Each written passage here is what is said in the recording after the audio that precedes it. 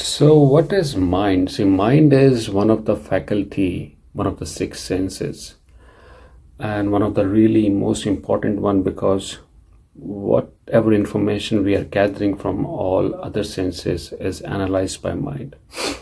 And mind is our intelligence, is our intellect, and it has very important function in terms of imagining things, in terms of creating or implementing or thinking and saving ourselves. But still, what is mind? Mind is just an accumulation of impressions, perceptions, and experiences from everything around us. And we start this when we are very little. We start picking up things and start making memories, and then we just keep on building onto that, and then whatever we're learning from around us, our culture, whatever movies we watch, so we keep on creating this imagination, and there's no limit to it. So we can just keep on building onto it, on our impressions. And but if you see, if you go back to thousands of years ago and see what people were thinking back then, so there's not much big difference in thinking, what they were thinking and what we are thinking.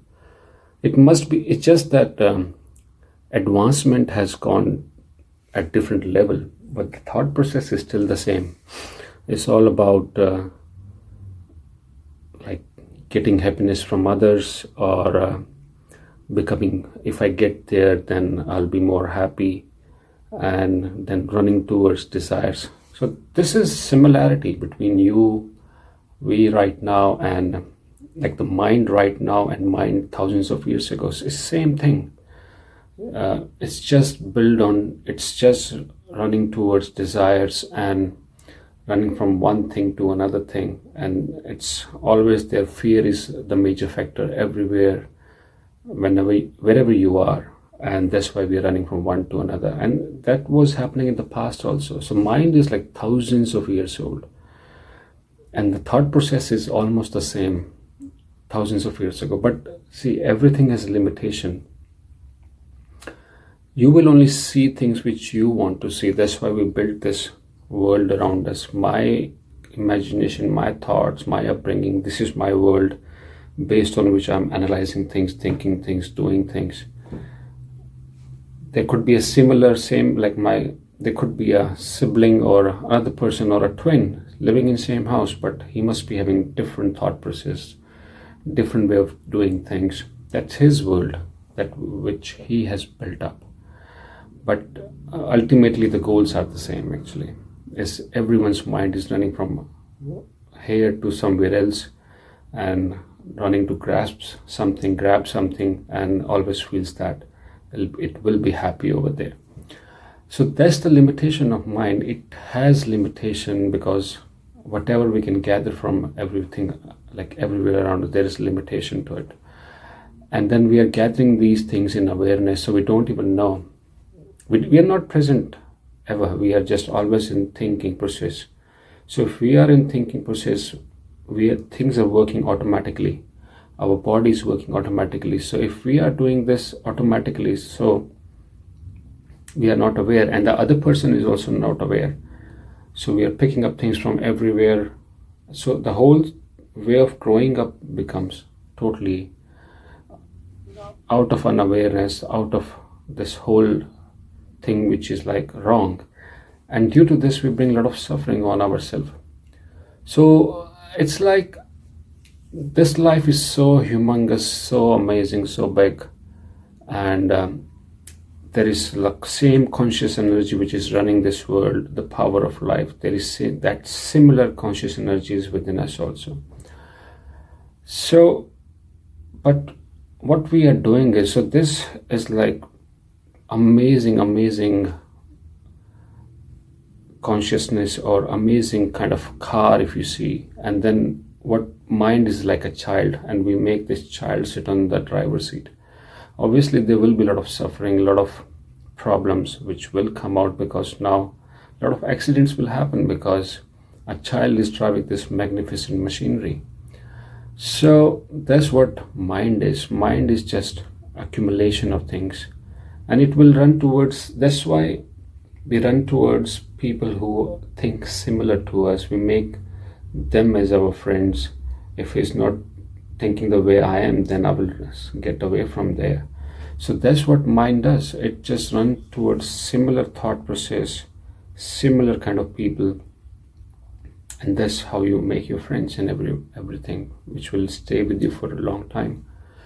So that's the problem of mind, and but that's where we need to understand that we are not mind. Mind is a faculty which does all these things. So this is the understanding of mind, like what mind does. And then we need to use this understanding to come out of mind and live with the knower or the conscious energy or the power of life which is running inside you, and connect with it. And like, what is this power of life? If you close your eyes, so my body is shut now, but I can still see the darkness. So there is someone which is looking from inside of me towards this darkness. So someone is there watching all the time. So that's that power of life or a conscious energy. That's what it is. And obviously when so you're growing up, but there is someone constant inside you. The body is changing shape, but there is someone constant inside you. If somebody cuts my hand, I will not feel less from anywhere. Like, I will still be the same thing inside of this body. So there is someone who's always there. You're sleeping and your body is resting, but it's doing its own work, but it dreams sometimes. So that's your mind. Mind will similar thoughts, whatever dreams you are getting, they are totally they come out of your desires, the world which we have created. The other person, his dreams will be different.